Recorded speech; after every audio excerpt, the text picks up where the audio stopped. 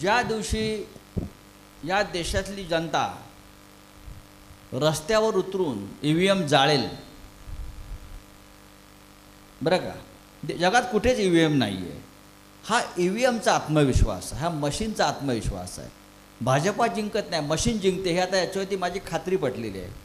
मी स्वतः EVMचा समर्थक कधी काळी होतो की नाही, आपण विज्ञानाकडे तंत्रज्ञानाकडे जायला हवं हे मी सांगायचो. पण अलीकडच्या काळात विशेषतः मध्य प्रदेशचे निकाल ज्या पद्धतीनं लागले ते लागूच शकत नव्हते.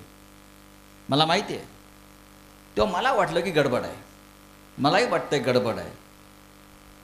EVM जर नसेल तर भारतीय जनता पक्ष ग्रामपंचायत पण जिंकणार नाही, हे माझं आता पक्क खातं. विरोधकांचं म्हणणं असं आहे की EVM जर आहे तर तेलंगणात पण निकाल लागला, EVM जर आहे तर महानगरपालिका निवडणूक घेण्याची भीती का वाटते? विरोधकांचं किंवा भाजपच्या लोकांचं म्हणणं